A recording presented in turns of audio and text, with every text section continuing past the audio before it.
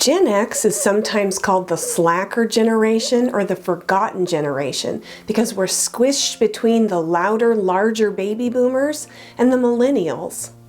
The youngest members of Gen X are in their mid-40s right now. The oldest are turning 60 this year. That's me!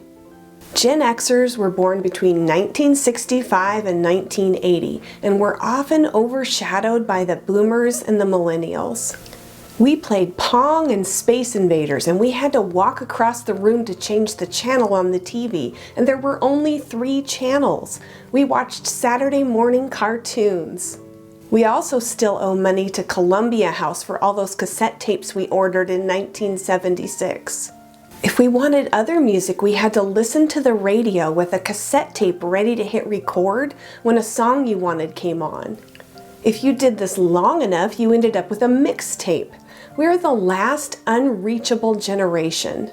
There were hours where no one knew where we were and our parents had no way to contact us.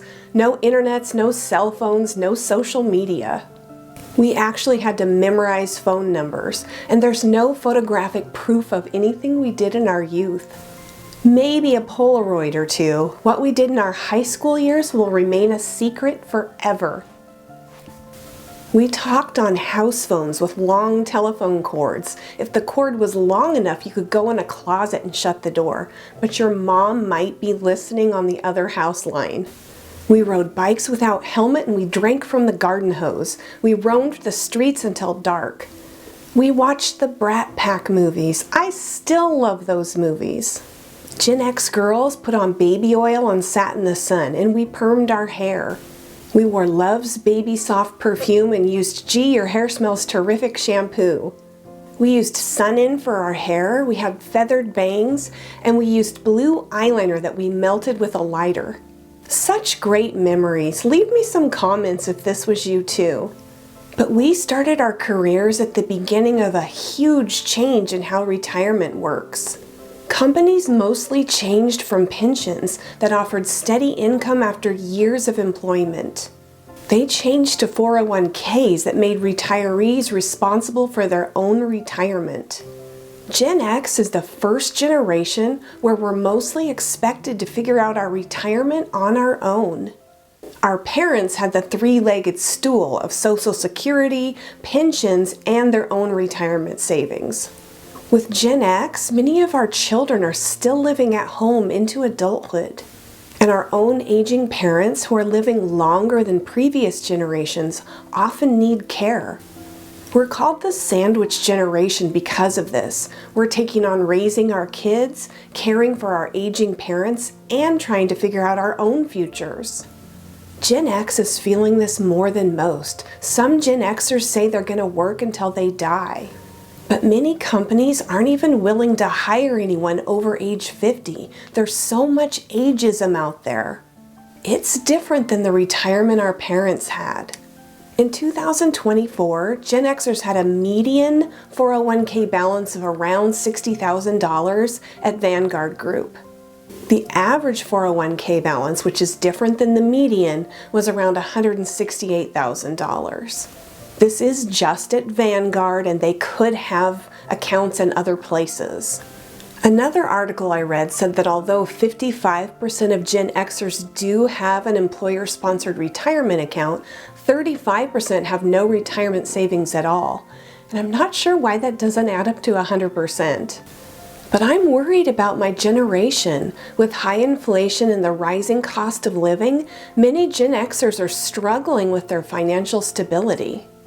News feeds and the media claim Gen X is broke with almost nothing saved for retirement. But don't listen to that and don't give up. It's harder for us, yes, but that doesn't mean it's impossible. The doom and gloom isn't helping anyone if it causes you to stick your head in the sand and not do anything. Gen X is underestimated. Through it all, Gen X has persevered. And now, with remote work and other opportunities, our resilient generation is ready to reinvent aging and retirement. I think we want a different kind of future, more active and engaged. I didn't even seriously start thinking about retirement until I turned 50. I started reading books on finance. My first book was The Simple Path to Wealth, and that was a game changer. And it's not just about investing, it's your total approach to wealth management, like being debt-free. Compound interest is incredible once you reach a certain level if you can sustain it. It starts just accruing on its own. You also don't need $1 million to retire. That's just fear-mongering. Most Gen Xers do not have $1 million saved and never will, but not everyone wants a lavish retirement. I certainly didn't. What if you don't have anywhere near $1 million saved? Can you still retire? I did. I'm Gen X and I did it. If this is your first time seeing me, I retired in June 2024 with a little under $500,000 in my 3-bucket portfolio. People with modest retirement savings can still retire. There are many lifestyle choices you can make that won't drain your savings account. Many people's household expenses go down considerably by the time they retire. People tend to spend less as they get older. Your future might be more frugal than you think. So what can you do? First of all, put your health front and center to the point of including it in your overall investment strategy.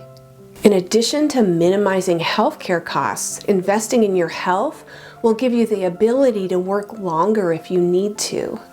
It will help you keep your options open. Medical costs will rise, but Medicare and insurance will cover a big part of that.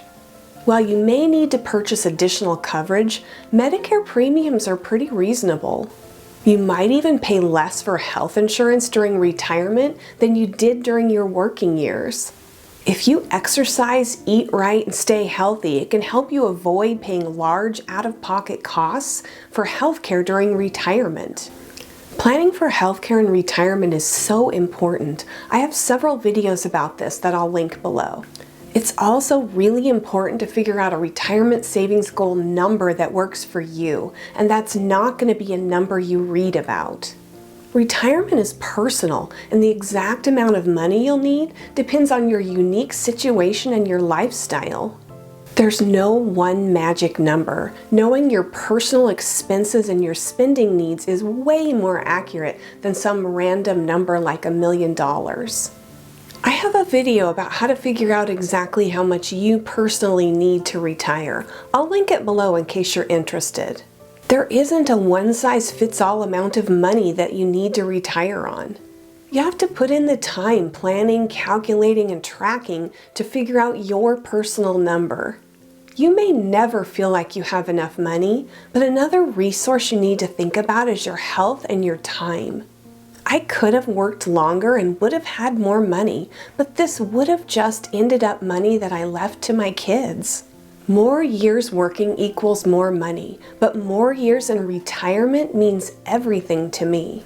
Time with my family, my friends, and my grandkids. Early retirement is the best thing I ever did for myself.